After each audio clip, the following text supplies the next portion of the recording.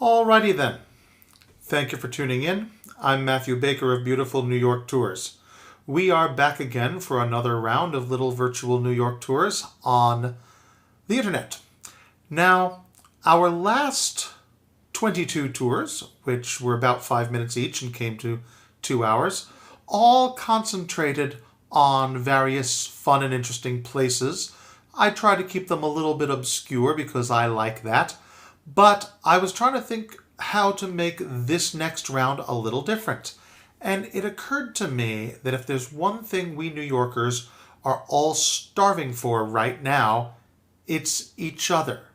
You know, the hardest part of social distancing is the fact that it really isn't very social. And any city's greatest attribute is its people. I love New York because I love New Yorkers. So I thought for this next round of tours, let's talk about the great people that made this city what it is. Now, those of you who made requests that I haven't, met yet, don't worry. I promise that we will find a way to tie your subject matter in with this subject matter. For instance, a colleague of mine, a very sweet man, asked me to do a piece about Old New York, about Dutch New York, about the time when New York was still New Amsterdam. Now, there are any number of people from whose perspective we could study that. People with names like Dijkman and Gansevoort, Kieft, Vanderdonk, and Van Cortlandt. We could talk about Peter Minuit, the first Governor General of the Dutch West India Trading Company. But then it occurred to me, I think the last one is more interesting than the first one. Peter Stuyvesant. Now at this point, my fellow New Yorkers are here going, ugh, Peter Stuyvesant? I know, not a nice guy. I wouldn't want to have a cup of coffee with him. But from the historian's perspective, what an interesting man and what an interesting life. Now remember that when the Dutch first settled the island of Manhattan, they were not like the English and they were not like the French Huguenots. They were not looking to escape any kind of religious persecution or political oppression. They were here to make money. This was a business colony, and at the beginning, it was a failure. The trading post did not turn a profit. The population was down. Drunkenness was on the rise. And the Dutch West India Trading Company hired a branch manager, Peter Stuyvesant, or Peg-Leg Pete, because of his wooden leg from his soldiering days. And they said, whip this colony into shape and make it pay. And he did. But he did it rigidly and puritanically. He was a horrible bigot. He hated the diversity of the city, which existed even in those days. 18 languages spoken in the streets. He hated them all except for his own. He bemoaned the religious diversity. He says, it's horrible. We have papists and Protestants and Lutherans and atheists. God help us if the obstinate and immovable Jews come here. This is New York. We have more Jews than Tel Aviv. Actually, that's not true anymore. Tel Aviv has grown in the last decade. We used to have more Jews than Tel Aviv.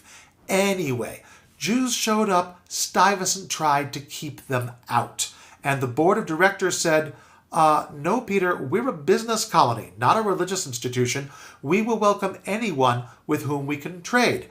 So Peter Stuyvesant became as influential for his failures as he was for his successes because of the precedent that they set. So he was a horrible man who made a lot of enemies, every one of whom he deserved.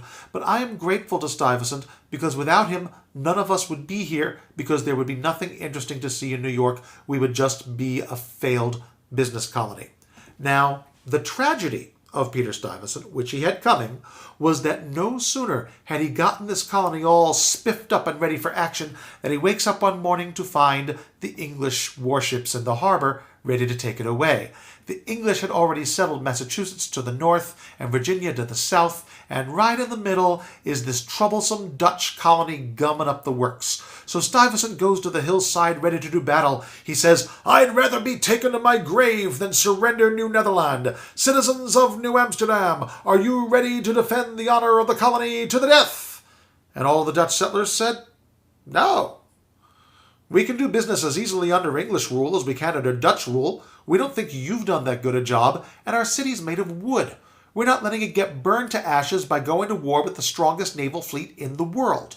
So he had to surrender, and the English governor who replaced him very graciously offered free passage back to Holland for any Dutch citizen who didn't want to submit to English rule. No one took him up on it, and the next day everyone went back to work as if not much had happened after all. Today, Peter Stuyvesant is all over New York. He is the namesake of the Bedford-Stuyvesant neighborhood. He is the namesake of Stuyvesant Town Housing. He is the namesake of Stuyvesant High School, Stuyvesant Square, and Stuyvesant Street. And his monument is at St. Mark's in the Bowery Church, where he looks every bit as sour as I'm sure he did in real life. But he was truly one of the great New York characters, and following in his footsteps is one of the most fascinating things you can do on tour in New York City. If you would like to do this, once it is safe to do so, please check me out at Beautiful New York Tours. You can search Beautiful New York Tours on Facebook or email me at baker.tours@yahoo.com. Again, that is baker.tours@yahoo. Thank you very much.